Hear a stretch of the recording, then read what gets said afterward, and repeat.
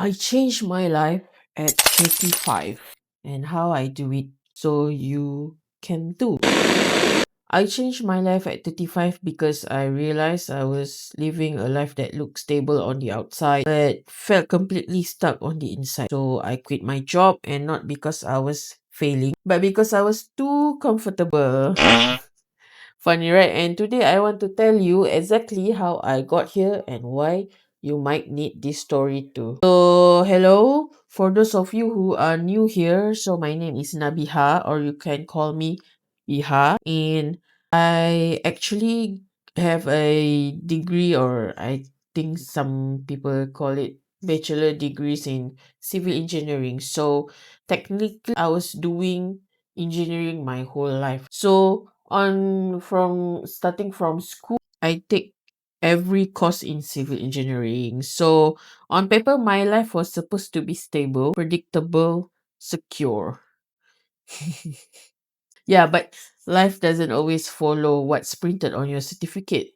That's the truth. So after I graduated, life didn't go straight into an office job because of some personal reasons. I had to live alone.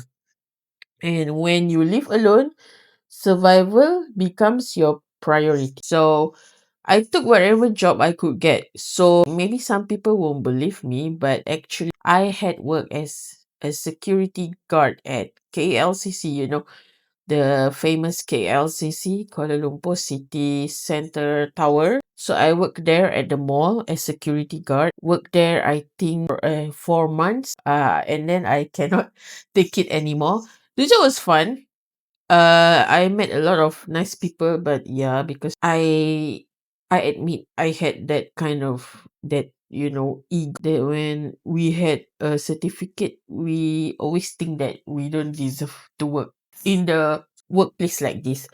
So I decided to quit. I don't remember 4 or 5 months, and then because at that time the social media is very very limited. I think I remember the most famous one is Facebook. Then job vacancy is not available like nowadays. I can only obtain vacancies from newspaper, that short clips on newspaper that they advertise.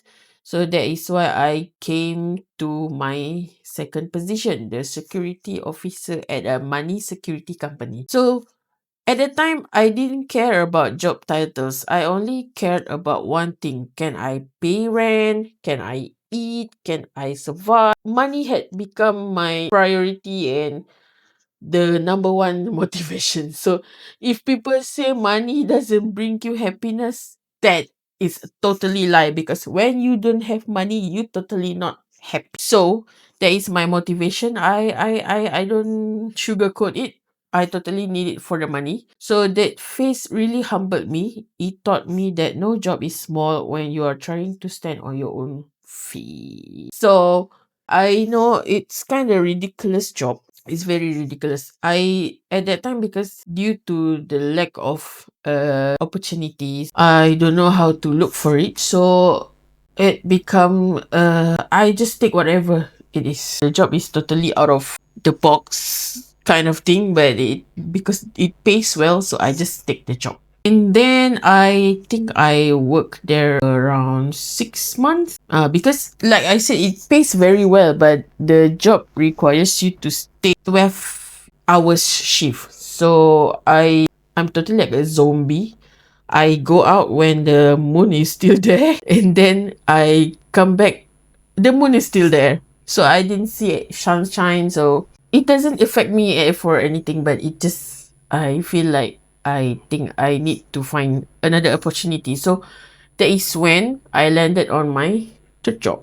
So I when I currently work at the security office guard, still looking for the new opportunity, and that is when I got my first call from a land surveyor consultant firm. Okay, so if you remember just now, I've told you I had a degree in civil engineering.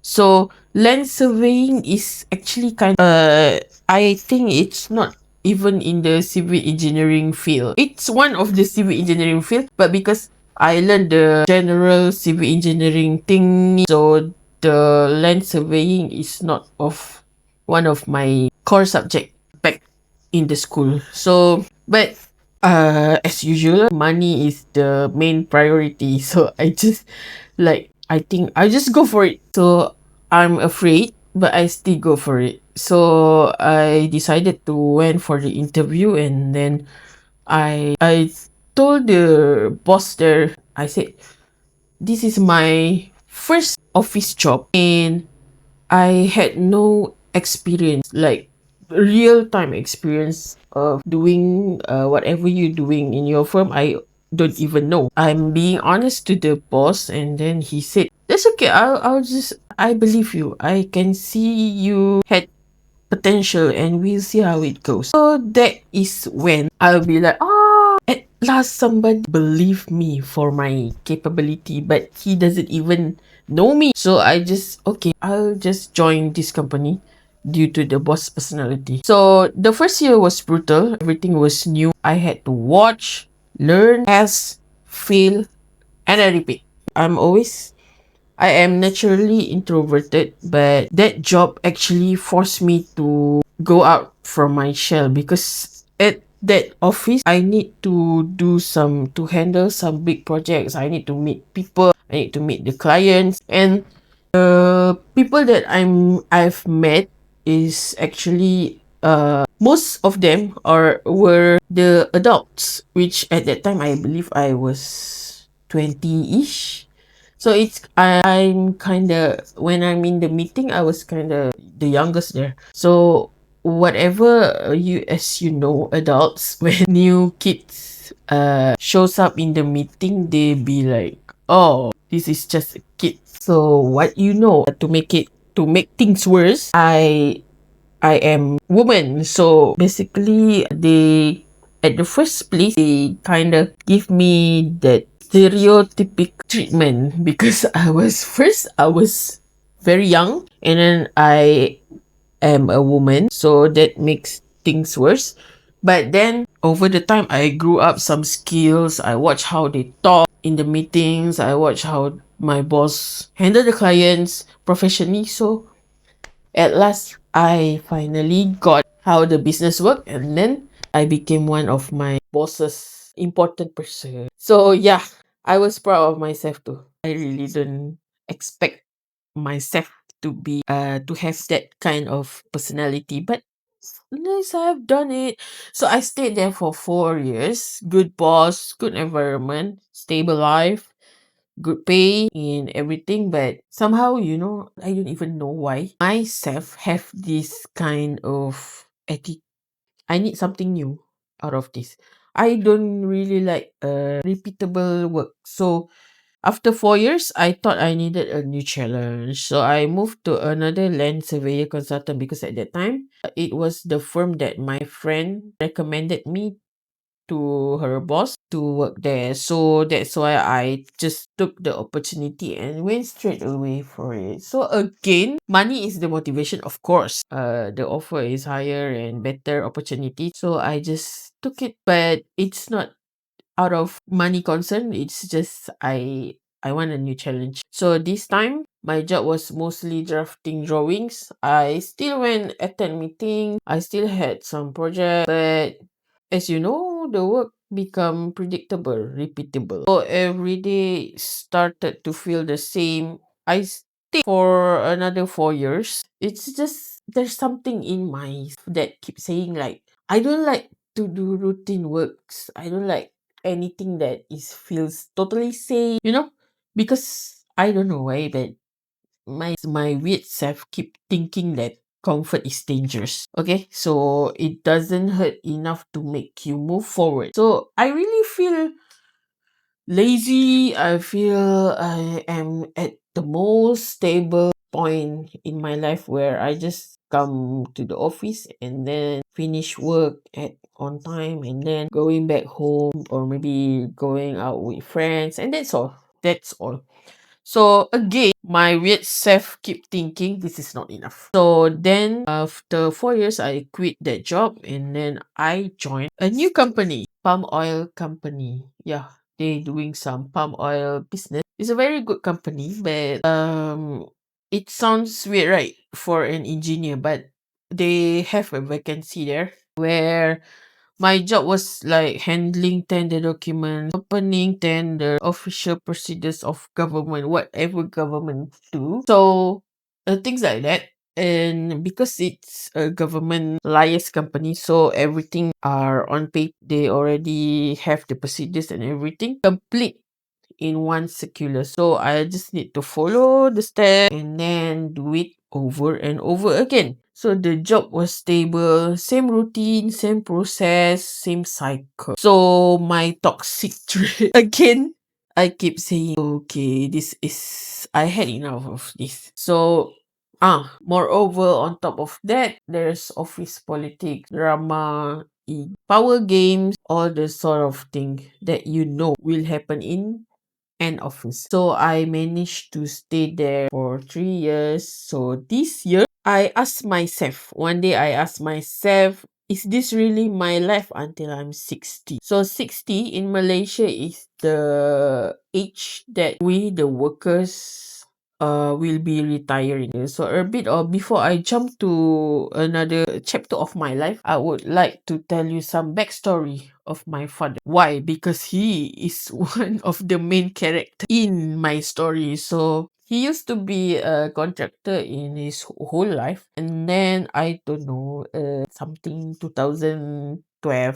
I don't remember, but 2012 or 13, he had a heart bypass surgery. Yeah, so after that, he made a big decision. He quit the construction. So of course, because contractor need a lot of energy, right? So heart bypass surgery is very it's burdening. He cannot do heavy things due to his condition. So that's why he quit construction. But that is because not long after that he received an offer. He accept an offer from a university, the local university cafeteria. So that university offered him the to open the restaurant, to run the cafeteria there, because it's actually, and when the first time I went there, it's kind of look like abandoned cafeteria because no people there. It's very quiet, and location wise is very very secluded. Not many students hanging out there because I think it's due to only some special student went there. So he agreed to take that, but it's not really a surprise because before we had held some catering jobs, but it's a very small one, like 10 packs or maximum is 100 packs catering job. So it's not new, but it's considered a big stepping stone for him. But anyway, like me, I think I get it from him. We just he just take the job without thinking about the future. So all these years I was helping my father, but only behind the scenes. So that because at that time I was working full time. I had my full time job, so I don't have the time to help him on site. So whenever I finish my job early, I will just came home and then I went to the straight away to the restaurant. So in 2015, my younger brother graduated from, I don't know what course he take, welding something, engineering in mechanical engineering. I think so. And then that is when he officially helped my father to run the business. So because the restaurant have both of them, so I don't need to help them. I just stayed as background support. So what does background support do? I Whenever they call me, I will just go straight to them whenever I finish my full-time job. And then whatever things that they want me to do, maybe enter a tender or washing dishes. Yeah, I even do that. You see my hands? It's soft now because I do like job. But at that time I was like stubborn. So next chapter, back in June 2025. It's the year I'm turning 35. So if you don't know, my birthday is on 29th of November. Yeah, that when the recent 29 November. That's why I'm making this video. So at the age of 35, I made the decision that became the title of this video. I quit my job. Yeah, that office job, I quit it. Okay. Not because, and this time it's not about money. Totally about money. Not because I was struggling financially, not because I was fired, but because my life felt too quiet. So I told myself one simple thing: my life needs some drama. Yeah, I invited that. Yeah, but not some kind of bad drama. I don't want, usually in the office, people will be going after another woman's husband. No, no, no, no, no, not that kind of drama, but the kind of drama that forced me to grow.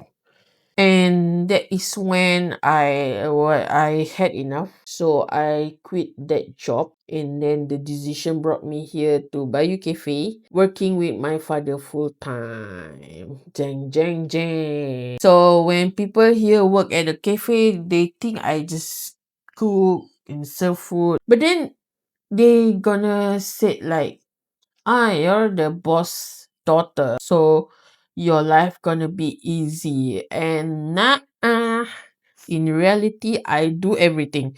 So things that I've done is I handle daily operations, I help with menu planning and pricing, I deal with suppliers and cost control. I still need to learn in the kitchen from the bottom. Because why? Yeah, you get it right. I don't even know how to cook.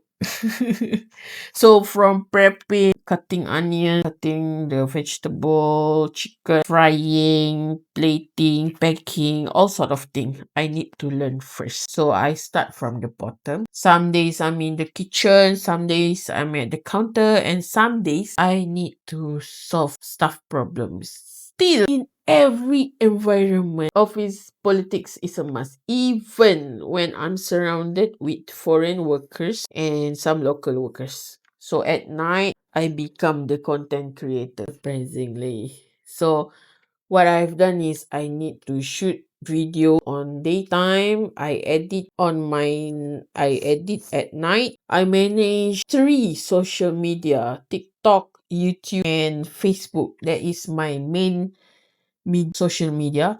I test all kind of ideas that fail, and some might work, whatever content, some hits and some flop. So at the same time, I'm learning the business side properly, the system, the flow, numbers, and growth. So many days are very, very exhausting. So every day is a chaotic moment of my life. Every day is not the same. It's always changing. The work here in the cafe is always revolving. It's very dynamic. So yeah, it serve you. I get what I want. Some days I just like, is this the correct decision that I should make? Why I'm making this stupid decision? I ask that to myself. Yeah. But for the first time in my life, I don't feel like I'm just surviving anymore. So it's not like I'm not feeling I'm working from 8 to 5 and then I went home, or hanging out and then the same thing for 5 days in a week. No, it doesn't feel like that anymore.